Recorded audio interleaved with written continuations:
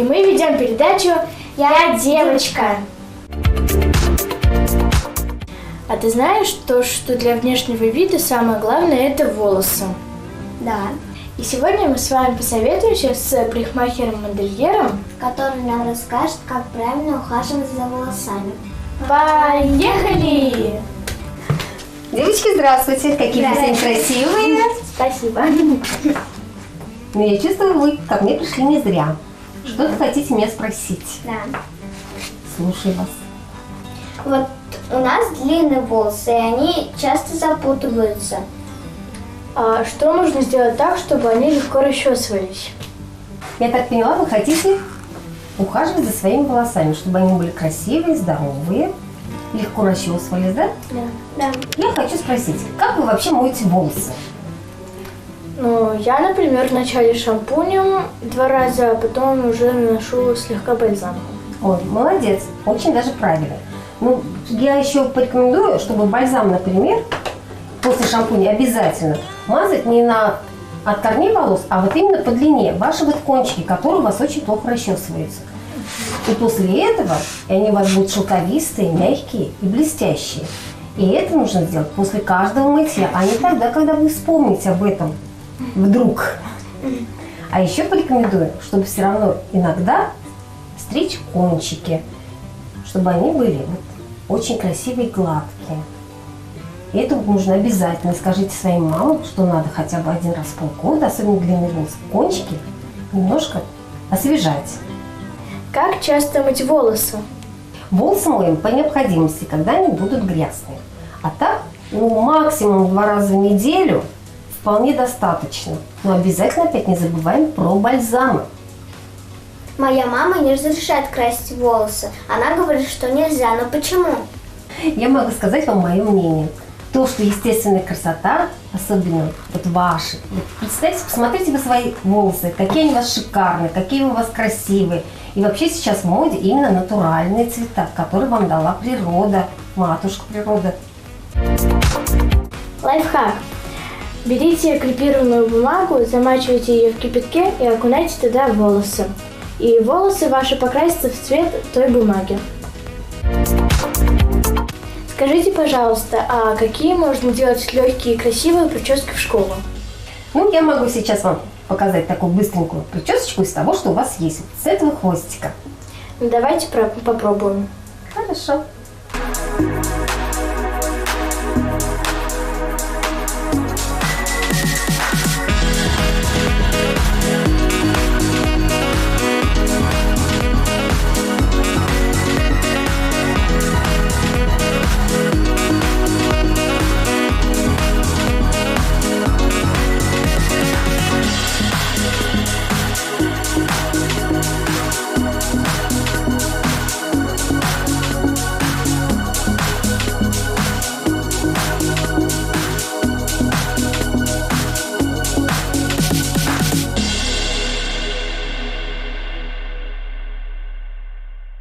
Это быстро, 5 минут времени. А вот я вижу у вас очень много разных расчесок. Скажите, пожалуйста, какими лучше расчесываться? В общем, мне нравятся расчески такие большие, с длинными гребешками, зубьями. Массажные расчески очень мягко расчесывают, особенно длинные волосы. Ну, а этот порошок могу, это натуральная щетина. Ее, конечно, хорошо покороче, чем у тебя волосы расчесывать и сушить. А сейчас я могу тебе порекомендовать вот эту расчесочку для Насти и вот эту. Хорошо, спасибо. А сейчас я буду делать красивую прическу Насти в школу, которую я делаю обычно.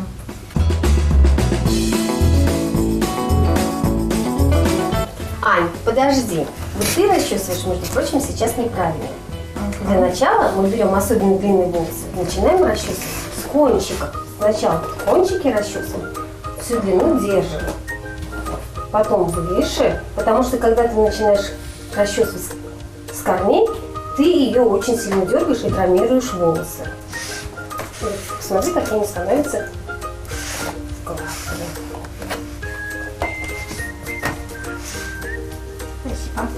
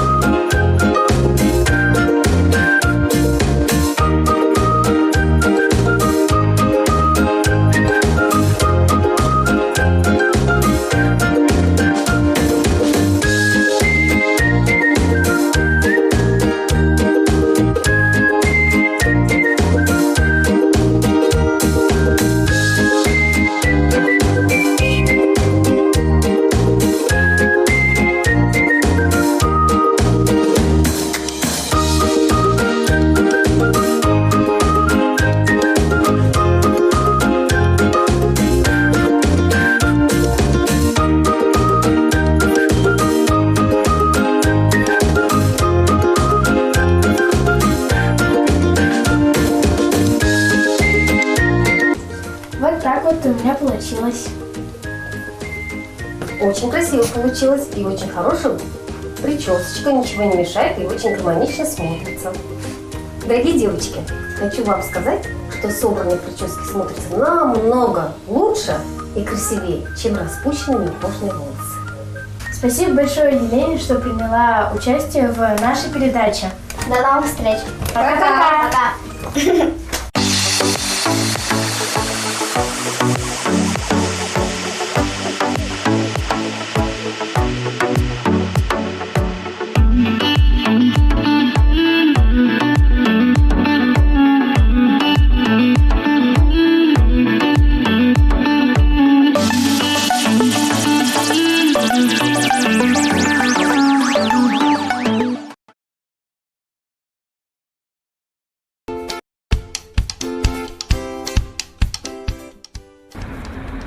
Это новости, которые мы заслужили. А вы знали, что растения не только умеют разговаривать, но и учиться? Это все для жизни, для людей, для родной страны, для науки. Будущее уже здесь. Роботы-курьеры уже на улицах столицы. Правда, курсирует он только между офисами работодателей. Зато как он умиляет. Вау, какая няшка! А как вам 3D-анимация метро? Это же так классно! Как они вообще до этого додумались? А что по ямам? Тренд этой недели прилетел к нам из Нижнего. Никакой вам дороги, никакого нам асфальта и даже лапши. Держите вам сапоги. Вот так и живем. Технологии шагнули настолько вперед, что Нижний захватил себе кусочек космического. Роскосмос предложил сжигать мусор с помощью космических плазматронов. Если что, плазматрон выглядит вот так. Под действием газов высоких температур мусор будет сжигаться намного эффективнее. Теперь заживем! Мурр! А это Дагестан, паровоз-призрак. Оказалось, что ЖК вырос по обе стороны. Была недействующая дорога, стала действующая. Вот так и живем. А теперь давайте про людей. Житель Москвы у своей тетушки обнаружил скрипку Страдивари 17 века. Ну, не то, что мы ему завидуем, но ему же просто повезло. Хотя... Нет, мы ему не завидуем, потому что скрипка оказалась подделкой. Ай-яй-яй! В Новороссийске появились первые страп-серферы. Венеция даже близко не стояла. Но ок. А что насчет медведя? Вот, например, турецкие со своей базой обнаружили медведя-диверсанта на телефонной будке. Эй, медведь, приходи к нам. Телефон у нас уже давно изобрели. Зачем ты туда забрался? Непонятно. В Канаше строится новая спортивная лыжная трасса. 6 километров. Да ладно! Обалдеть!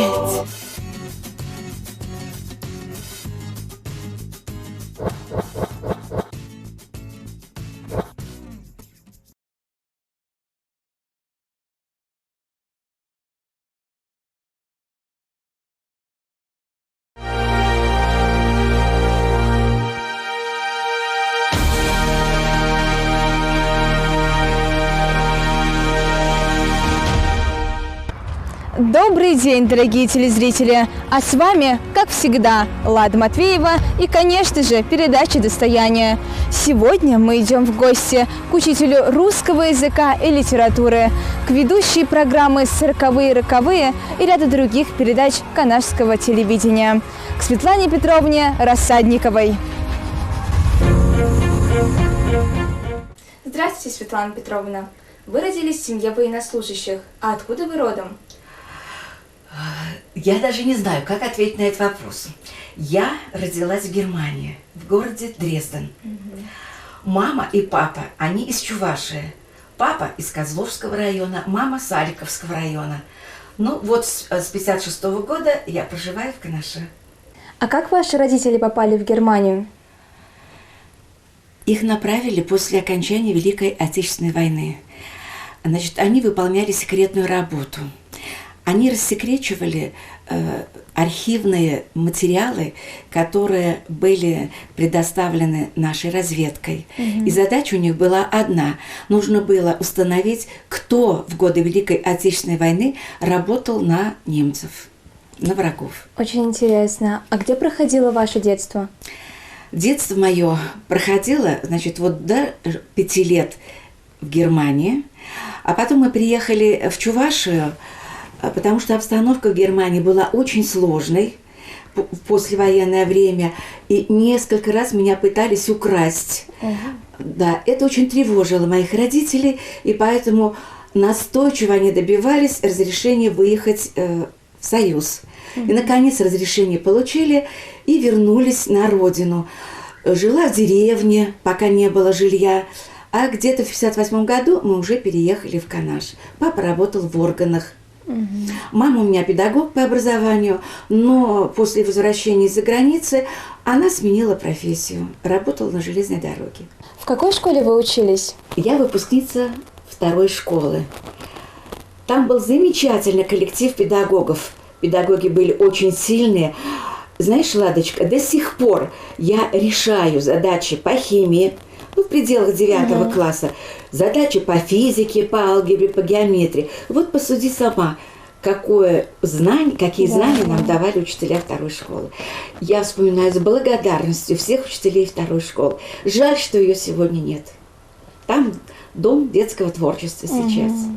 Вот какая-то ностальгия по этой школе, она осталась. Да. Мы знаем, что у вас были удивительные отношения с вашей первой учительницей. Как это было? Моя первая учительница Евдокия Леонтьевна Синицына.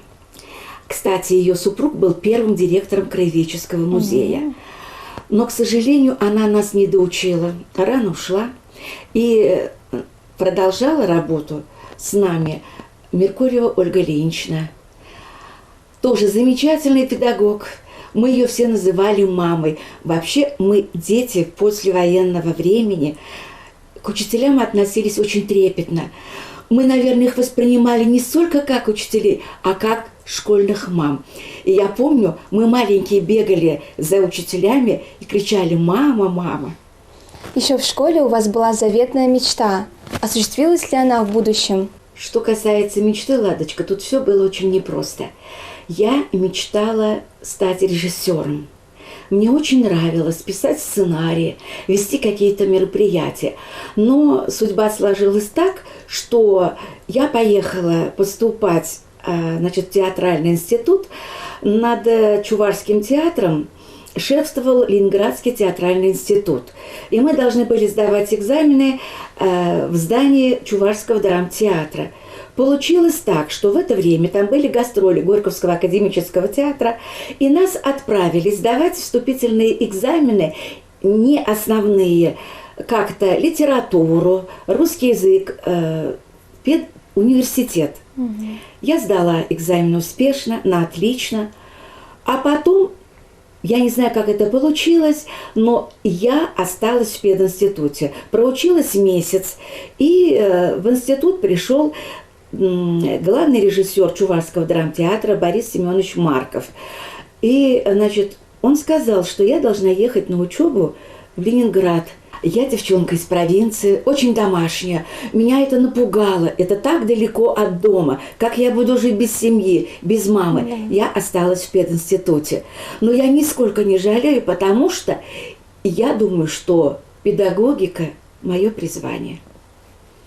Я нашла себя на этом поприще.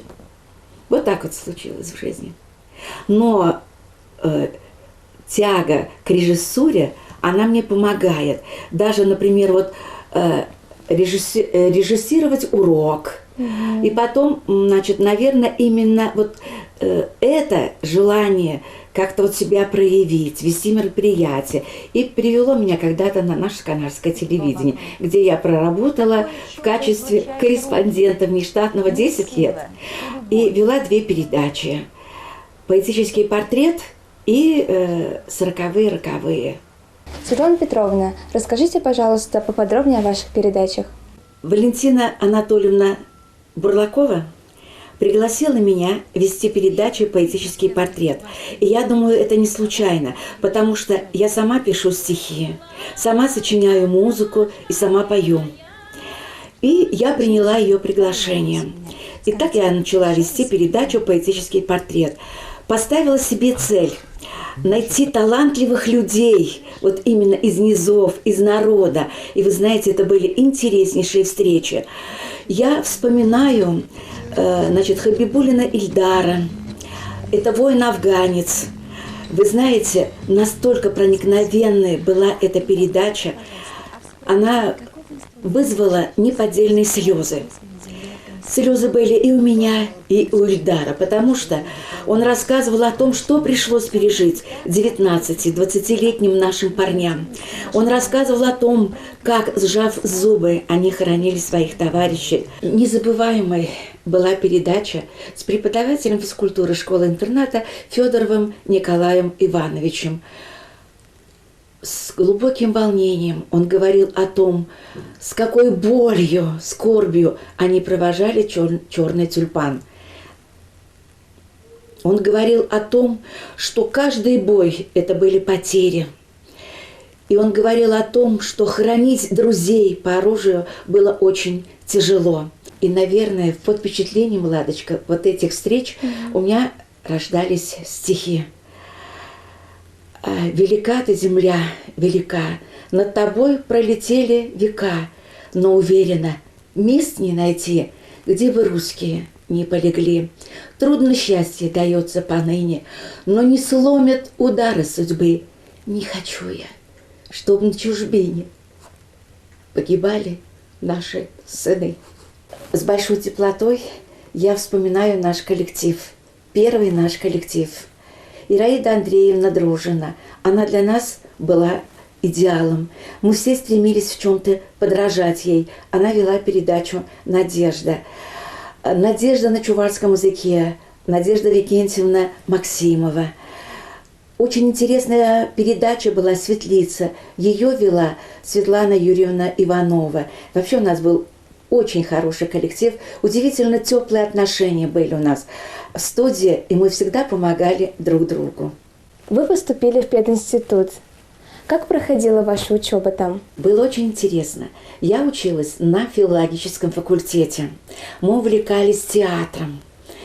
Это было что-то неповторимое. Дальше мы ходили на каток, катались на коньках. Мы допоздна засиживались в читальном зале. Мы все были книгачеями. Кроме того, у нас хватало времени и на художественную самодеятельность. Я в течение нескольких лет была солисткой эстрадного ансамбля троллейбусного управления и дважды была лауреатом Чувашии. Вот так проходила наша учеба.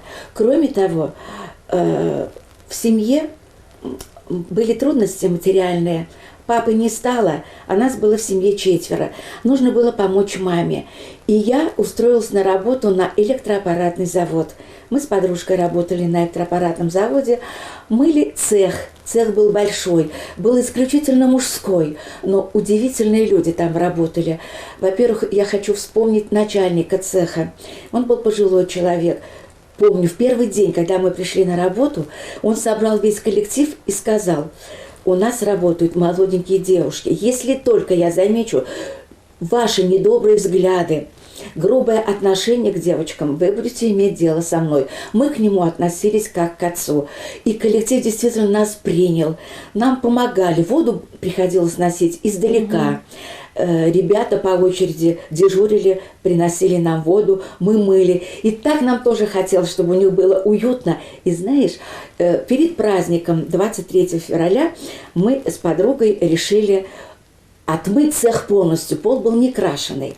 И мы решили, значит, в воду, наверное, столько бухнули вот этой соды, что утром приходим, начальник цеха нас вызывает и говорит: «Девочки, вы что за Антарктиду мне устроили? Цех белый-белый от соды». Ну, опять отмывали всем коллективом. В общем, я вспоминаю с добром людей, которые окружали меня в юности, в годы учебы в институте. Конечно, ректор у нас был замечательный. Кстати, ректор был учеником моей мамы, Марков Анатолий Семенович. Удивительный декан у нас был, Чернов. Он к нам относился вот именно как к своим детям. Всегда интересовался, как нам живется в общежитии, какие проблемы нас волнуют. И преподаватели были замечательные. Например, курс «Советская литература», тогда так назывался курс, вела Бройтман Белла Абрамовна. Это была удивительная женщина. Она была эвакуирована в годы войны из Ленинграда. Мы ее все обожали. Она была очень требовательная. Но благодаря ей мы очень хорошо знаем литературу и полюбили литературу. Вы красиво поете и даже пишете свои песни. Расскажите о вашем творчестве. Да, это, наверное, мое увлечение очередное. Я пишу стихи, сама сочиняю музыку, хотя я не музыкант по образованию. И интересно, у меня слагаются мелодии. Я ноты знаю, но ноты я не расписываю. Каждую мелодию я держу в голове. И потом обращаюсь к профессиональным музыкантам, и они мне помогают. Мои песни о любви, конечно, о школе, об одноклассниках, о природе. И был такой случай. Однажды в Канаш приехал молодой человек. К сожалению, я забыла его фамилию, он был из Москвы. Каким-то образом он прознал про мои песни. И мне предлагал солидную сумму, чтобы я отказалась от своих песен. Значит, было такое условие. Я отказываюсь, он лишает меня авторства, но взамен я получаю большой гонорар. Я тогда ответила следующим образом. То, что я пишу, это отражение моей души. Это не продается. Вот такая была история. Но я создала ансамбль «Ностальгия». Он успешно выступал. Мы много ездили по Чувашии. Я писала песни для солисток нашего ансамбля «Ностальгии». Таня Крутькова. Вспоминаю ее с теплотой. К сожалению, тоже рано ушедшая. Она выступала с моими песнями в лагерях. Встречалась с заключенными, и она всегда говорила, что песни мои очень нравятся, потому что они напоминают о домашнем очаге, о тепле, об уюте. Сейчас, конечно, этот ансамбль распался, но есть передача, которую я снимала, поэтический портрет, «Ностальгия» у меня в гостях. А что вас вдохновляет писать песни? Можно, Ладочка, я отвечу стихами. Вновь весна в подвенечном наряде, ароматом тянется окрест. Все разумно и просто в природе, красота эта не надоест. Утонули в белом кипенье яблони, вишни в саду. Дарит весна вдохновенье, окрыленной по ней иду. Вот вдыхаю я грудью полной аромат обновленной земли. Вновь себя ощущаю влюбленной, оттого и ложатся стихи. Мудрый человек сказал, только влюбленный имеет право называться человеком. Мое обычное состояние – это состояние влюбленности. Вот я просыпаюсь утром, я влюблена в жизнь, я влюблена в это утро. Независимо от того, какая погода, я включаю приемник, я танцую обязательно, делаю зарядку. И вот таким образом я вдохновляюсь на добрые дела. А продолжаете ли вы сейчас писать? Да, продолжаю. Буквально вчера, представляешь, я написала стихотворение. Не могли бы вы прочесть свое последнее стихотворение? Вот опять золотой листопад. Увиданье кричащий наряд, а на сердце легкая грусть. Прожит день, я в него не вернусь. Надо мной бесконечный простор, журавлей улетающий хор. Что же так мое сердце щемит? Понимаю я, жизнь — это миг. Осень в детстве, в юности осень, и высокого неба просень. Манит тайна светлой мечты, ожидание счастливой судьбы. Но приходит зрелости осень, и у Бога здоровья мы просим. Вдруг поблекнет цвет юных глаз. Ах, как жаль, не щадят годы нас. Кружит осень листву золотую, как волнует она и чарует, ведь ее очень Пушкин любил, с вдохновением в пору эту творил. Был взволнован ею Есенин, и родился он в день осенний. Вот напротив опавший клен в золотую березку влюблен. Как грустит золотая роща, летом было весело, проще, а сейчас подвластная ветру, он несет ее листья по ветру. Все в природе судьбой моей схоже, я на клен на опавший похожа. Только с мудростью все принимаю, понимаю, благословляю. Прекрасно. Расскажите, пожалуйста, о своей педагогической деятельности. Много ли, мало ли, на будущий год исполняется 50 лет моей педагогической деятельности. За это время через мои руки, если можно так сказать, прошло более 2000 учеников. И самое интересное, у меня не было нелюбимых учеников. Я всех безумно любила. Многих помню. Среди моих учеников много талантливых людей. Есть кандидаты экономических наук, ветеринарных наук, химических наук. Много последователей. Значит, зауч 6-й школы Евгения Александровна Лобова, моя ученица. Глава города Константин Андрей Николаевич, мой ученик. Мои бывшие ученики трудятся в городской больнице. Я горжусь своими ребятами, потому что это мое продолжение. И я всегда думаю, значит, я не зря пришла в этот мир, не зря я пришла в школу, потому что я не могла быть равнодушной. Я всегда отдаю частичку своего сердца своим детям. В этом году из-за пандемии я не смогла по-настоящему проститься со своими выпускниками, с 11 классом. Но представляешь, Ладочка, они, мои выпускники, написали мне письма, вот я их держу, эти письма, и опустили в почтовый ящик. Я перечитываю эти письма, они греют мне душу.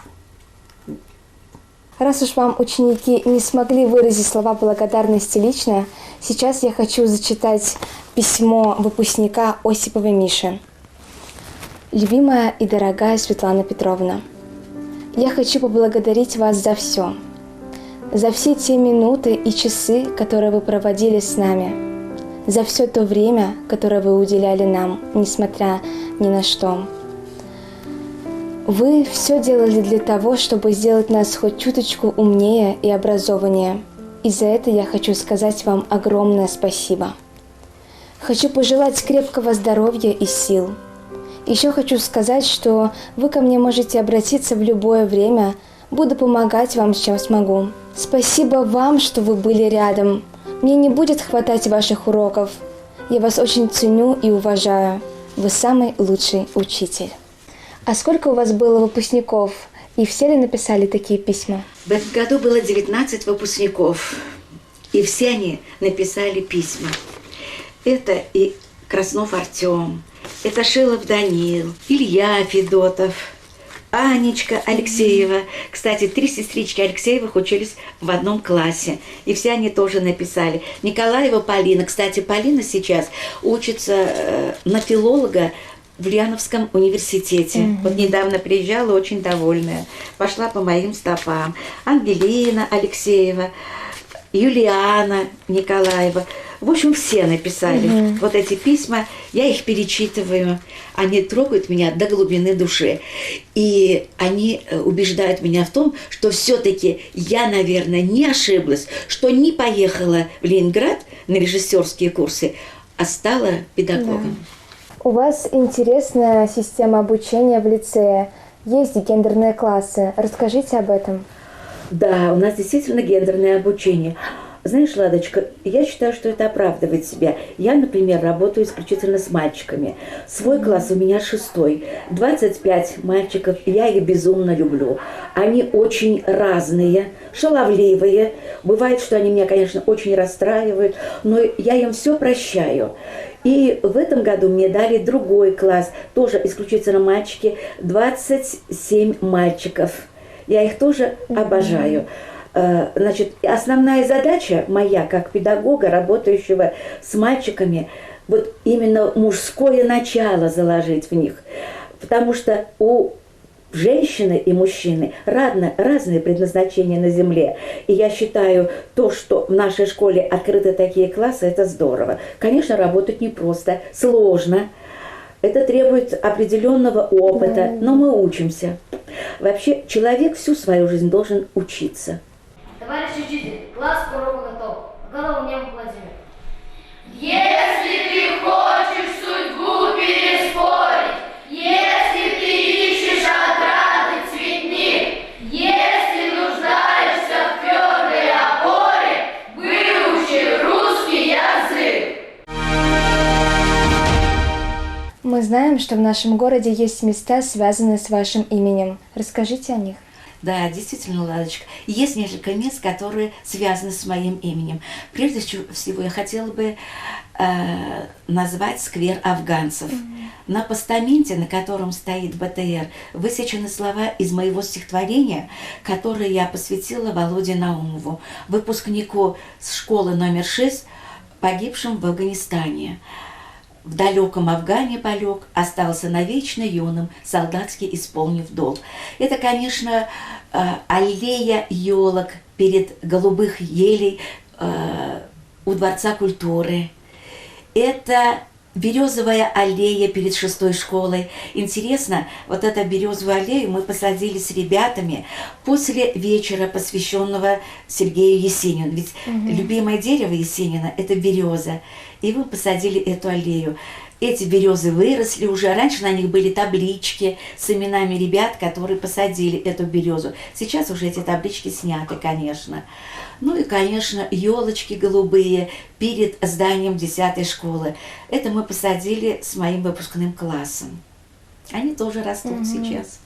А вы помните какие-нибудь забавные истории из вашей школьной жизни? Ладочка, их было столько смешных историй. Я помню, давала урок открытый, часто приходилось давать открытые уроки, причем приезжали учителя со всей республики, приезжали из института образования. И вот очередной урок литературы даю в 6 классе, стихотворение Кольцова «Косарь». Разбираем стихотворение, все разобрали, все языковые средства. И вдруг одна девочка, умничка, поднимает руку и говорит: «Светлана Петровна, а вы забыли одно сравнение». Думаю, боже мой, вроде бы все разобрали. Я говорю, да, наверное, я не заметила. Я говорю, а какое? Она говорит, старый хрен. Я говорю, а где здесь сравнение? Она говорит, так старик же сравнивается с хреном. Ну, конечно, все сидящие в классе упали. 6-я школа. Идет урок открытый. Много представителей разных школ, представителей республики. Класс полон, дышать нечем. И разбираем рассказ Шолохова «Нахаленок». И вот один мальчик у меня был слабенький, но он так хотел показать свои знания, что он прочитал этот рассказ. И вот он тянет руку и говорит: Аминька воровал яйца. И мне тут вздумалось задать вопрос: яйца чьи? И он мне отвечает: яйца дедулины.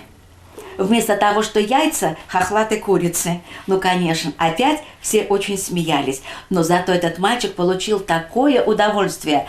В перерыв, когда закончился урок, он бежит ко мне, его классный руководитель, говорит: Светлана Петровна, что там произошло? Я говорю, а что такое? Вот, говорит, пришел он и говорит: так замечательно я ответил. Все смеялись, а Светлана Петровна смеялась до слез. Вот такие случаи бывали. Много было всего интересного. А где вы печатались? Ну, ладно, я, наверное, тут должна сказать о человеке, который меня сподвиг на это. Это народный писатель Чувашии Михаил Юхма. Мы с ним встречались в Чебоксарах. Я очень робко протянула ему свои стихи. Он их прочитал. Потом была минута молчания. И он меня спрашивает: вы пишете на русском языке? Я говорю, в основном да. А вы владеете чувашским языком? Я говорю, да, владею. Ты понимаешь, я приехала из Чебоксар, такая окрыленная, и написала несколько стихотворений на чувашском языке. И именно он меня убедил в том, что нужно делиться с тем, что происходит в душе. В основном, Ладочка, я печаталась в на страницах газеты «Канаш». Почему? Потому что считала, что я не доросла до более авторитетных печатных изданий. Потому что это ведь просто мое увлечение, хобби. И мне казалось, что я не пишу профессионально. И соревноваться с поэтами, которые с мировым именем, с громкими именами, мне просто как-то было, наверное, неудобно. Поэтому я печаталась на страницах нашей газеты «Канаш». Но, тем не менее, в Тольятти вышла моя книга стихов. Это был 2010 год. Эту книгу мне подарили мои дети к моему юбилею. Но иногда хочется, конечно, новую книжку издать, но всегда ловлю себя на мысли, а достаточно ли это профессионально. И поэтому это меня сдерживает. Я думаю, что это стихи, которые прошли через мою душу, через мое мировосприятие, мировоззрение. И думаю, а может, это людям не интересно, пусть это мое останется со мной. Нет, ваши стихи прекрасны, мне кажется, они интересны многим. Спасибо. Светлана Петровна, вы перешагнули солидный рубеж педагогической деятельности, 70 лет. Какие качества вы считаете главными в человеке? На первое место я ставлю, конечно, человечность, порядочность. Я думаю, что человек всегда должен уметь постоять за себя, всегда должен иметь свое мнение. Я никогда ни перед кем не лебезила, я никогда ни перед кем не заискивала, всегда достаточно смело и открыто высказывала свою точку зрения. Вот, в общем-то, я думаю так, с высоты своих прожитых лет. А что касается педагога, я ставлю во главу угла любовь к детям. Потому что если учитель не любит детей, это случайный человек в педагогике. Все начинается с любви. Да.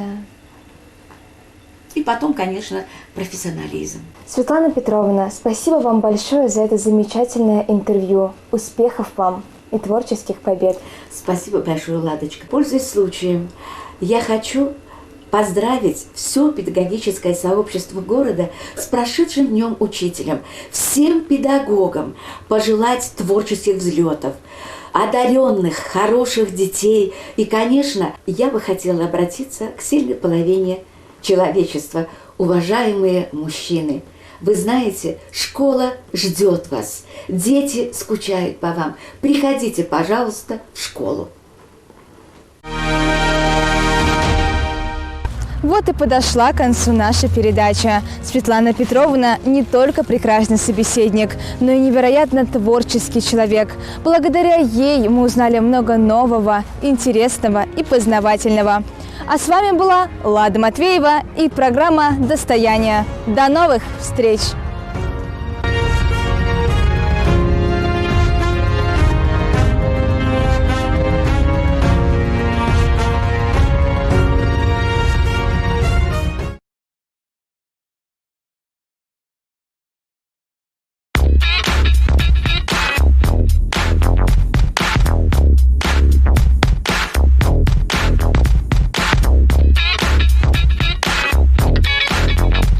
Мясной рулет. Приветствую вас на кухне ресторана «Арарат». Сегодня я не одна. Встречайте, Александр Яшков, известный чувашский блогер. На его инстаграм-аккаунте более 80 тысяч подписчиков. Всем саламчик, друзья. Мы в Канаше, в гостях, у себя дома. Вот. Что-то готовить? Мы сегодня будем готовить куриные рулетики. Вот, начинаем. Так, для этого нам понадобится филе, сыр. Берем с вами филе.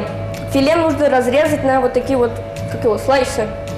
Так, нет, с голыми руками перчатку буду. Можно голыми руками. Ладно, голыми руками. Голыми руками могу? А чё? Надо так работать? Давай.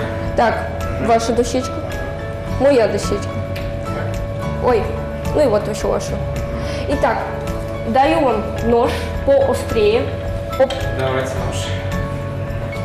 Побольше. Итак, наша цель разрезать его вот так вот, чтобы у нас как рулетик, да? Понятно? Так, на одной части надо будет? Да. Если честно, я сама первый раз готовлю. Ничего, все хорошо будет. Так, хорошо. Второй кусочек. Что так быстро? Второй кусочек так же, да?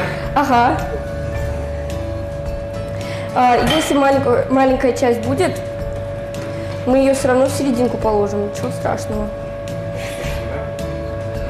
Ну да, вот таким вот образом. Нормально, красиво получилось. Вообще четко. Четко, да?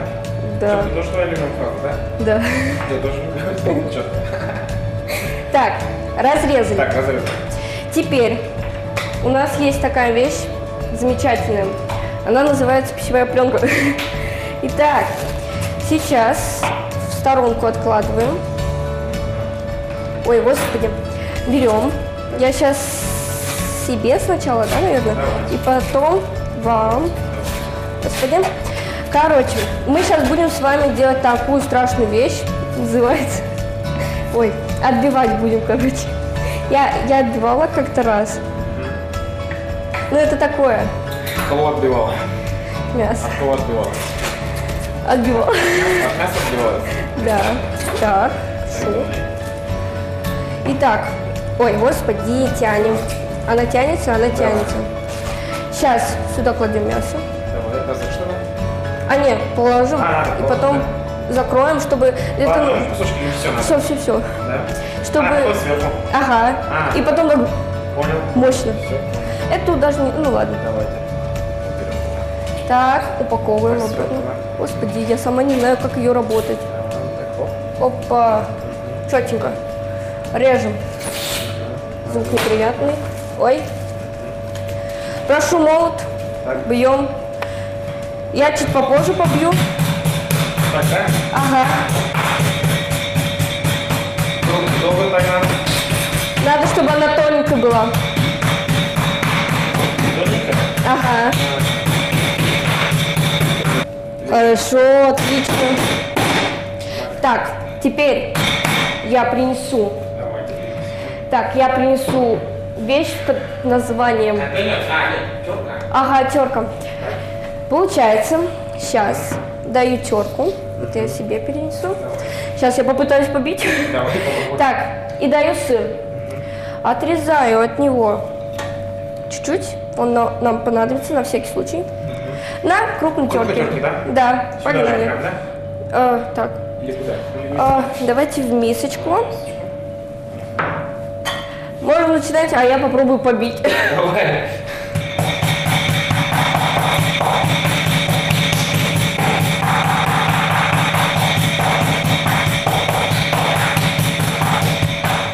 Так.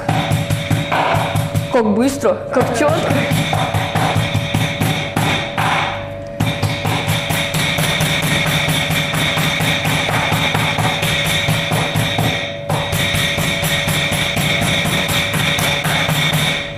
Так, у меня еще чуть-чуть надо добить, чтобы было тоненько. Как быстро. Нет. Я холостой мужчина, я все делаю.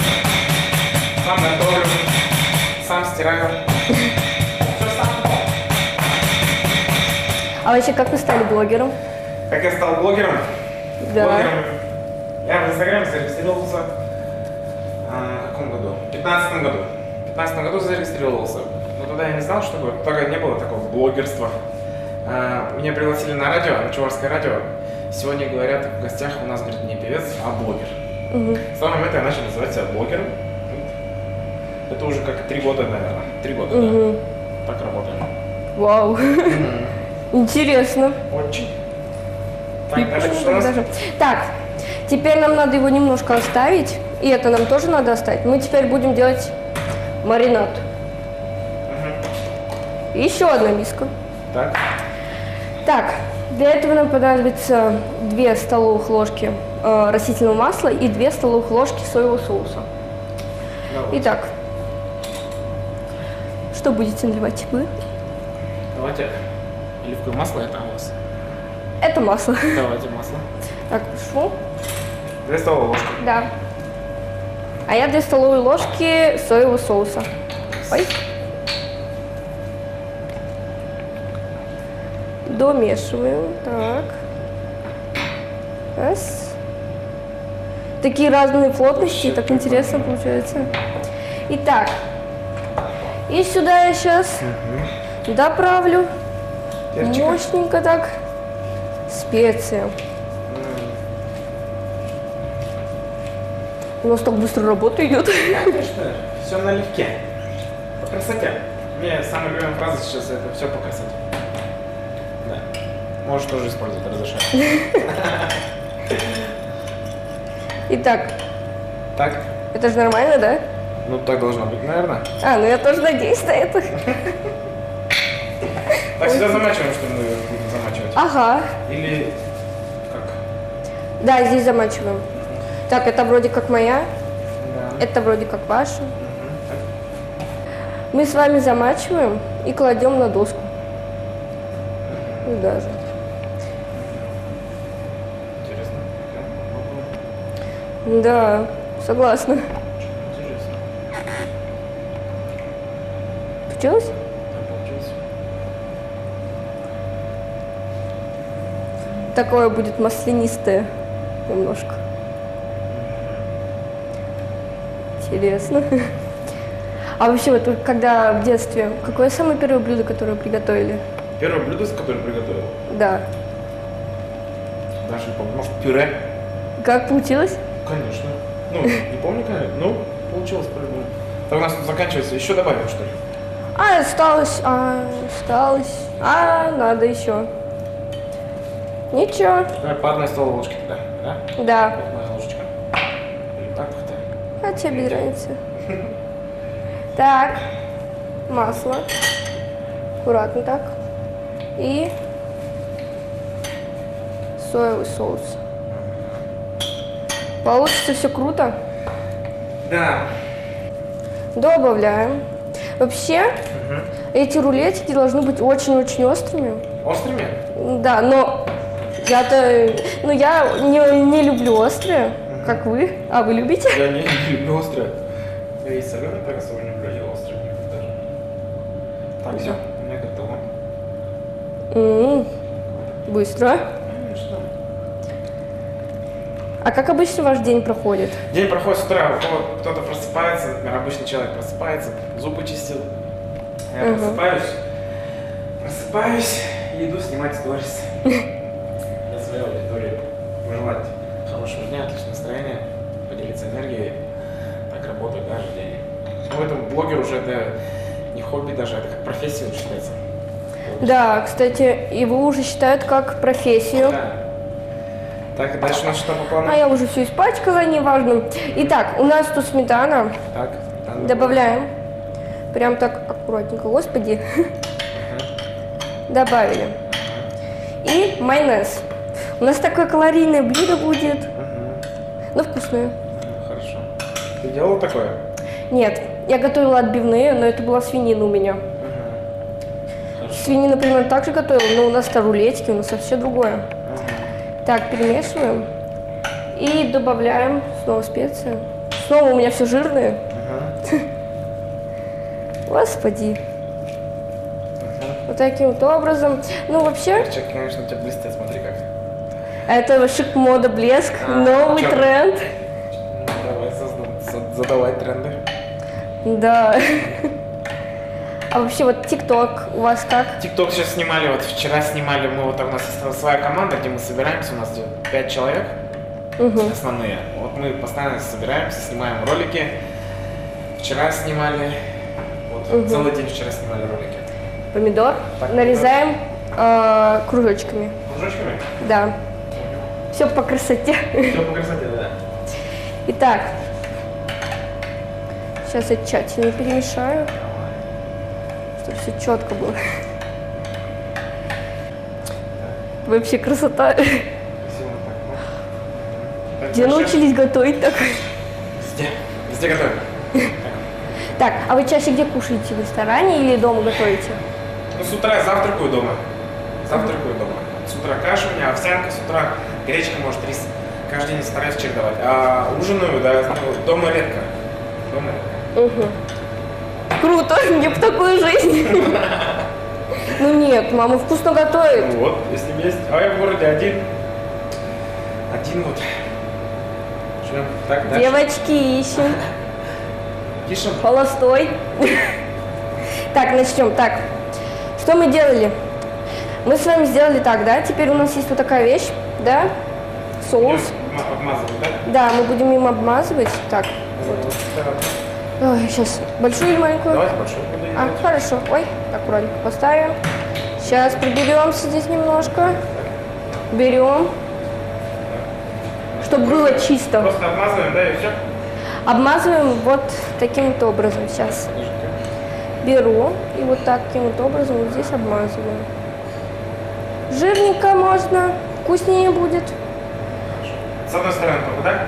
Да. Таким образом.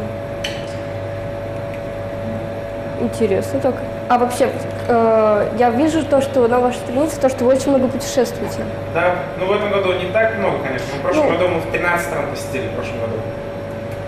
И какая самая запоминающаяся страна была? Запоминаешь, мне понравилась Испания.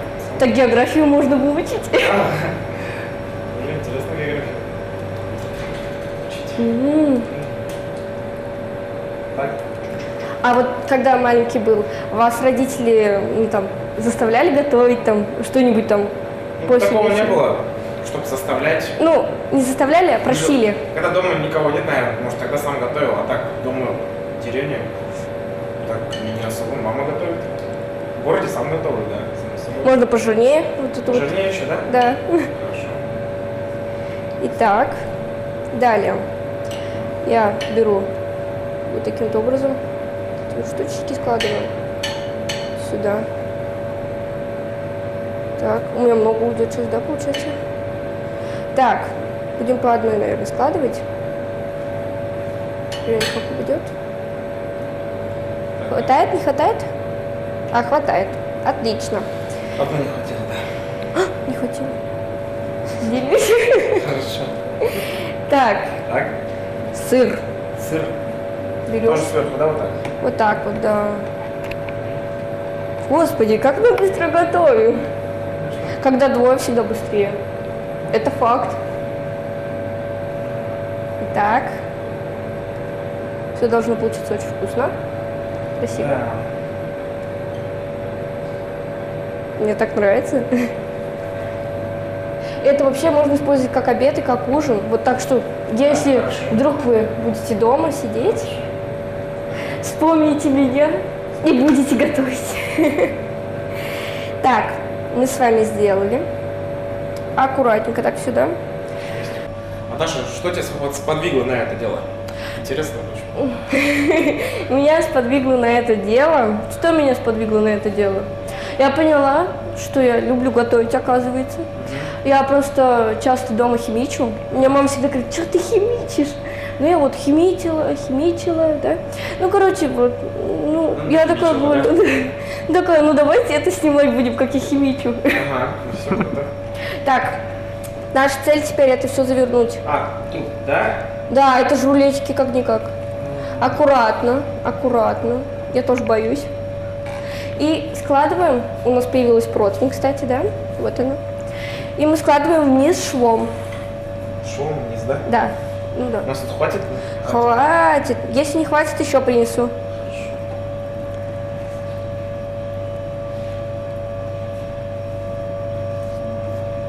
Складываем.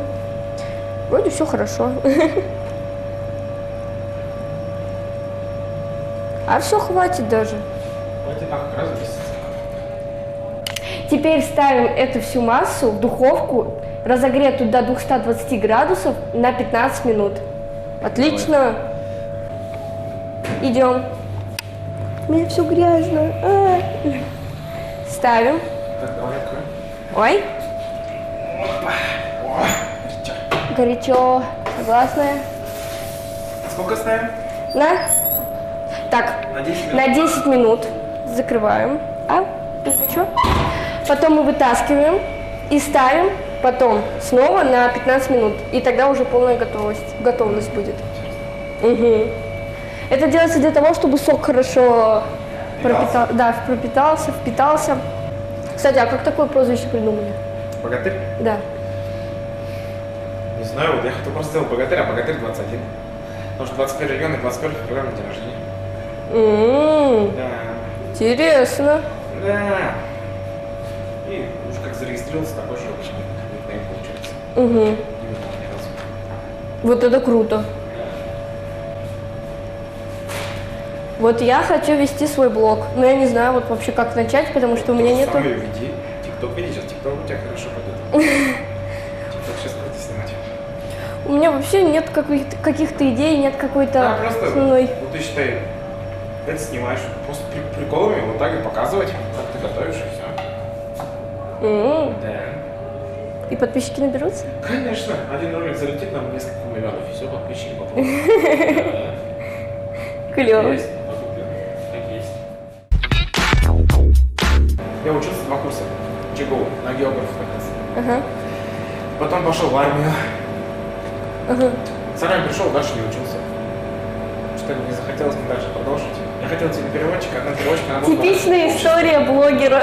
Да, и забросил. Ушел с института. Потом поехал на стройку, работал. И Вот. Тогда еще не было сторис, а я ездил тогда, на курсы, на тренинги. И мы один раз собрались с друзьями, и я выложил, сторис.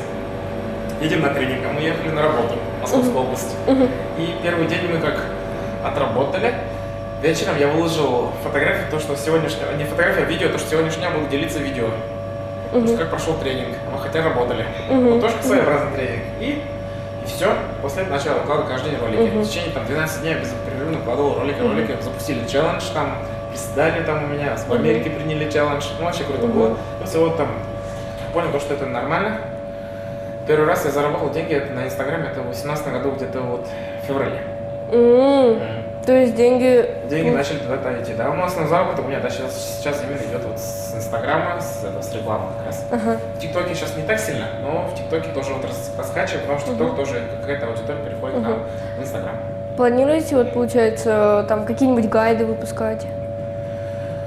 Гайды я делал по проводу путешествий. Типа такой справочник для путешествий мы делали, как мы вот. Я хотел что-то такое запустить, но что у меня не так много народу было, я что-то что-то кайфа какого-то не ощутил, интереса такого и не стал продолжать. Интересы такие, да. Разбираемся. Вот у меня есть Ирина там, а вот у нее Ирина очень много гайдов. Она там и по ТикТоке, у нее там курсы, там, и по визажу, там, как раз тоже Ирина Кузьмина с Канаша. И вот такие интересные тоже делает. Вот у нее много таких, а у меня прям такого нет. Я чисто по Инстаграму работаю, по блогерству и по рекламе, да, вот так. И проводим розыгрыш, деньги разыграем каждый месяц. Да, я видела. Каждый месяц разыграем деньги. Вот мы начали в апреле, и вот каждый месяц разыграем деньги для наших подписчиков. А вот многие вот, если посмотреть какие-нибудь видео с разоблачением, да, то, что на самом деле многие блогеры используют знакомых людей. Подставные, типа, в роликах. Да. Мы такие ролики не снимаем. Это типа пранки бывают такие, которые на улице снимают, там подходят, там вот такие приколы. Мы снимаем в ТикТоке, вот, ТикТок это сделана такая площадка, то, что можно копировать друг друга. Копируешь и такой же снимаешь, просто какого прикольнее, кто-то того и залетит. Вот так работаем. Многие люди, вот блогеры, да, потому что тоже немножко вникаю, да, то, что они на протяжении нескольких лет выкладывают каждый день и пишут какой-нибудь такой текст прям мощный, и только так они становятся там знаменитыми. Ну да, надо же контент, может хайп, он бывает хайп, это называется временный, скачу какой-то, допустим, а дальше надо же продолжать. Люди-то остаются. Красным, да, остаются, но они же должны остаться, как должны остаться? Ты что-то выложил, хайпануло и все. Они же будут начнут отписываться, потому что ты же не будешь дальше вести, если не будешь. Надо вести. Вон там. Первый раз я хайпанул так особо, это вот как раз «Руки вверх» Сергея Жукова. Он выложил к себе свой ролик, мой ролик, получается. Первый раз. Второй раз мы что делали? Текила, там, певцам, там, челленджи участвовали, ролик снимали. «Лютые морозы» называлась песня. Там тоже он нас к себе репостнул, наш ролик. И третий раз такой жесткий хайп был у нас, вот Егор Крид нас вкладывал к себе. Егор Крид, да. Там какая песня, Игорь Крутой, там снимали ролик, там тоже к себе репостил. Вот хайпы такие были, но оттуда подписчиков так не идут. Просмотр увеличится, заходит, смотрит аккаунт там, смотрит видео, фотки, а так. А со скольки там, например, скольки подписчиков или там просмотров начинают платить деньги? Нет, Инстаграм сам никто не платит. Инстаграм. Надо рекламу, да? Да. Вот, например, если, например, я чем-то занимаюсь, у меня ресторан, допустим. Вот ты блогер. Я тебе пишу, например, можете к нам прийти покушать? Я там можно, ну, там сертификат вам дать, например, сколько-то тысяч. Ты приходишь, кушаешь с друзьями там и снимаешь сторисы. Это первый вид заработка. Не заработка, это бартер называется. На бартерных условиях, да. Когда ты становишься еще круче, там, допустим, если у тебя реклама начинает после тебя еще идти народ, там, допустим, ты уже можешь деньги просить за это. Или, допустим, то же самое, ты говоришь, что дома, например, мама вкусно кормит. Зачем тебе, например, платить в ресторане? Тогда ты можешь, например, тебе заплатят, ты придешь покушаешь, допустим, тебе заплатят, ты будешь кушать дома, же так же будешь. На эти деньги, что продукты можно купить. Ну да. Ну, а так особо нет, там 10 тысяч, 100 тысяч, от этого не зависит. Понятно, нам на 100 подписчиков не будут заказывать рекламу. Ну это понятно. Интересно. В ТикТоке вот сейчас пока там не такая дорогая реклама в ТикТоке. Much later. Там. Пошли, тролли. Погнали. Я боюсь. Ой, я боюсь. Ой, господи, вы такой спокойный. Я супер спокойный. Я отойду, да, там на 3 километра. Так, дальше что у нас? Куда ставим? Сюда. А? Сюда. Не горячо, не горячо, не горячо. Она готова? Будем проверять, что ли? Ага. Проверим ножиком. А как проверим? Так, может, ножиком? Ножиком и вилочкой, да? Сейчас что-нибудь придумаю. Ножа, нож. Приносим. Как проверять? Так. Я думаю, что так пресно? Мы-то забыли посолить, поперчить. Оставите? А то я боюсь. Открывай. Господи, опять технологии. Опа, сейчас сильная, смелая.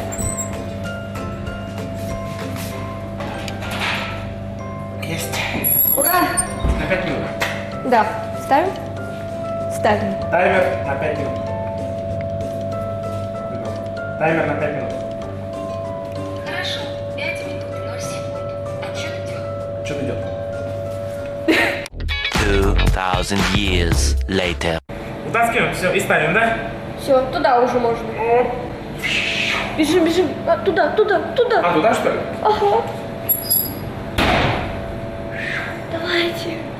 Жмем. Вот достали блюдо, разложили по тарелочкам. Сейчас мы покажем всю красоту ресторана «Арарат» и пойдем в зал. Кушать. Да. Самообслуживание. Вот, мы переместились в красивую часть. Будем с вами пробовать наше творение искусства, которое готовится, кстати, на самом деле быстро. Очень вкусно, очень вкусно. Реально? Всё А, курица приготовилась? Курица приготовилась полностью. На этом все. Всех любим! Всех целуем. Всем пока. Пока.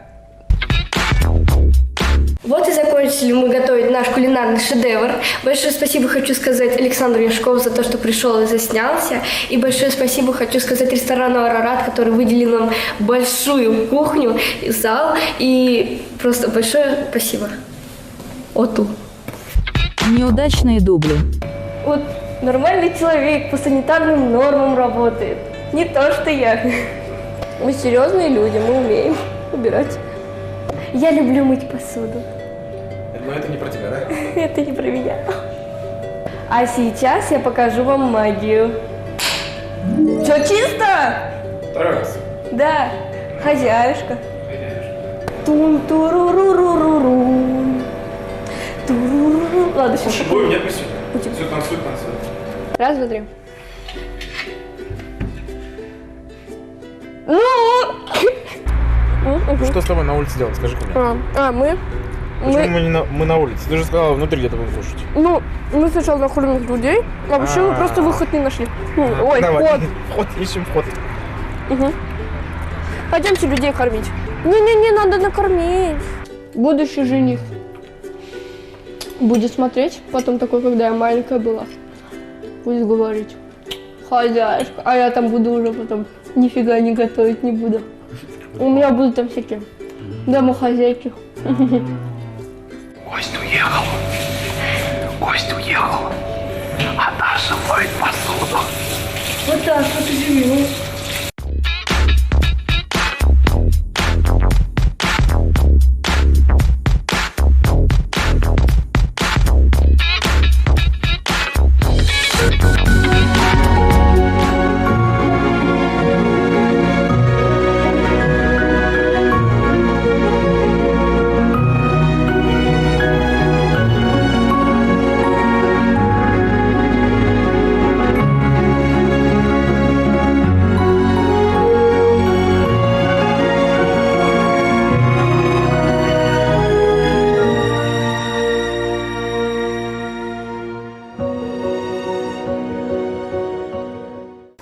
Наша жизнь полна эмоций и красок, так же, как и эта осень.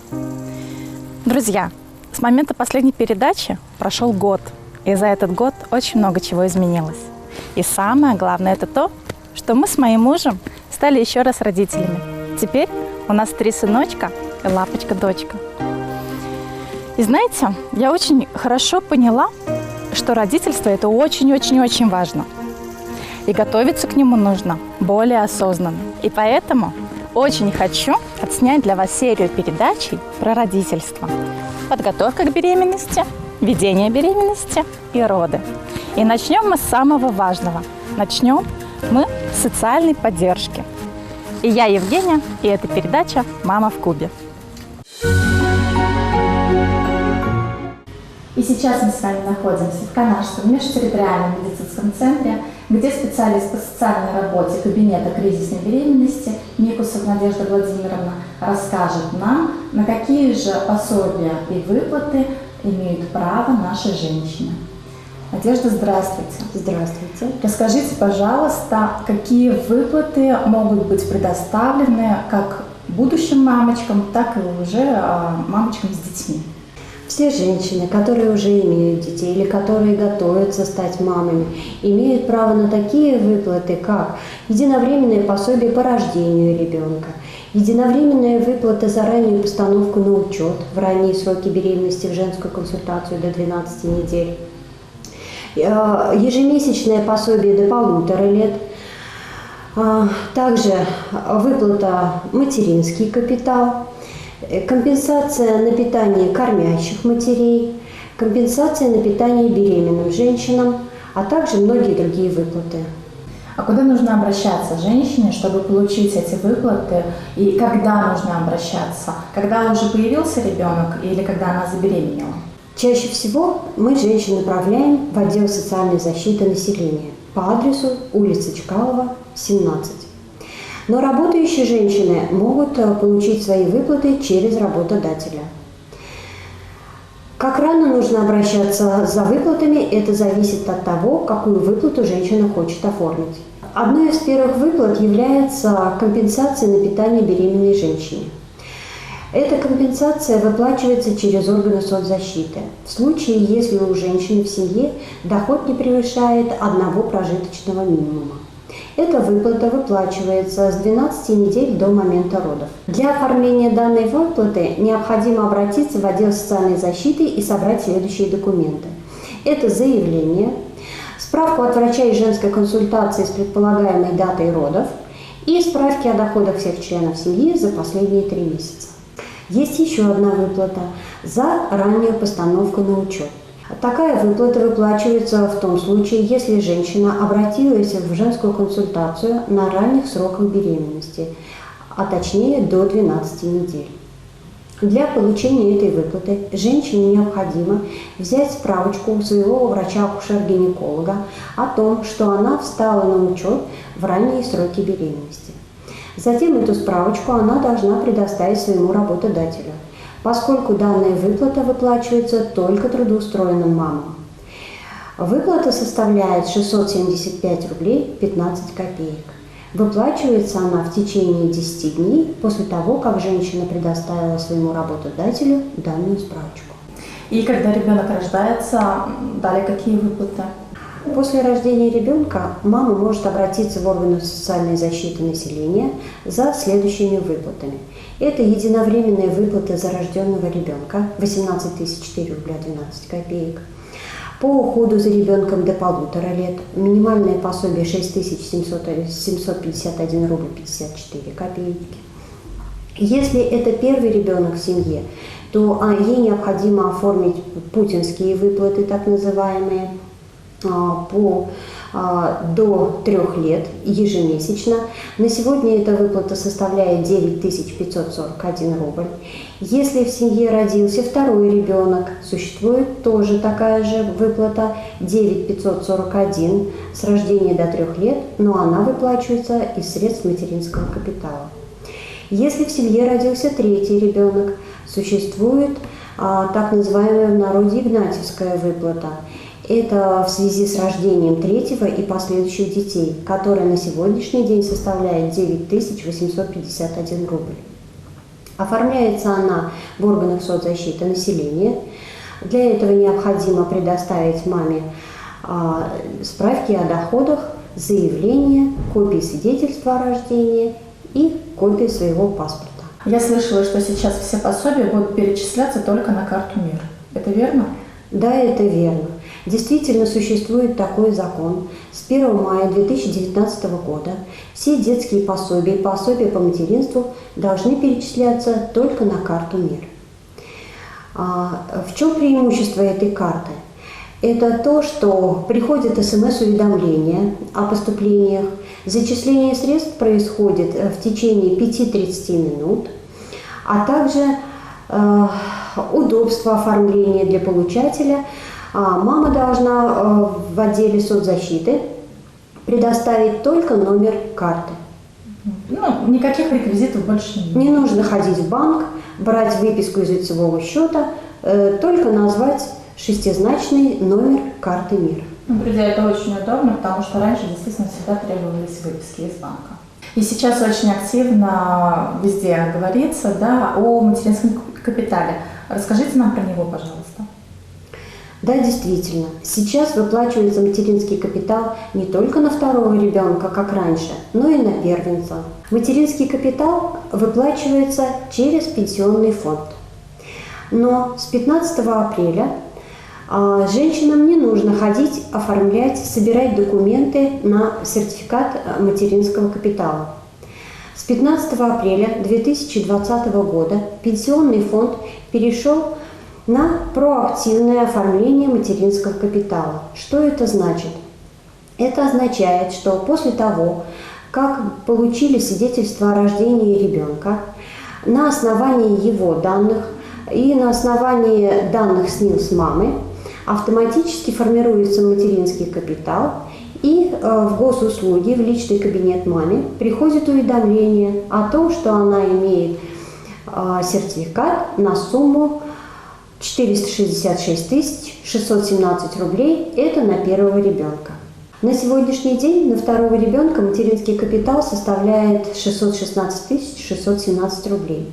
То есть, если это в случае, если мама на первого ребенка материнский капитал еще не получала. Материнский капитал на второго ребенка также оформляется автоматически, без подачи заявления. То есть сведения об оформлении сертификата фиксируются в едином реестре государственных услуг. Если у мамы возникли вопросы, вдруг ей не пришло уведомление в личный кабинет, необходимо обратиться на горячую линию пенсионного фонда по телефону 2 12 31. А какие дополнительные выплаты имеют многодетные семьи? Как я уже и говорила, что на третьего ребенка положены игнатьевские выплаты. Но помимо этих выплат необходимо, значит, маме оформить в органах соцзащиты материнский капитал. Это региональный капитал, но он выплачивается не всем семьям, а только в тех семьях, где средний душевой доход в семье не превышает прожиточного минимума. На одного члена семьи? На одного члена семьи. Также многодетным семьям положен участок земли, за которым вы можете обратиться в администрацию в земельный отдел. Также существует еще одна выплата. Это 450 тысяч на погашение ипотечного кредита, если таковой имеется. За данной выплатой вы можете обратиться в банк, где брали ипотечный кредит. Еще я слышала социальный контракт. Что это такое? Да, действительно, Министерство труда и социальной защиты предлагает малоимущим семьям еще одну меру поддержки – так называемый социальный контракт. Социальный контракт – это соглашение, которое заключается между отделом социальной защиты и гражданином, имеющим среднедушевой доход ниже прожиточного минимума. Социальный контракт включает в себя 4 мероприятия. Первое мероприятие – это активный поиск работы.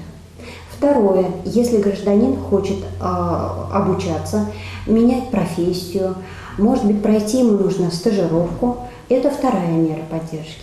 Третья мера поддержки включает в себя выплату не более 250 тысяч рублей на развитие предпринимательства. То есть гражданин может открыть свое дело и оформить индивидуальное предпринимательство, а также фермерское хозяйство. Также эти денежки можно потратить на закупку оборудования.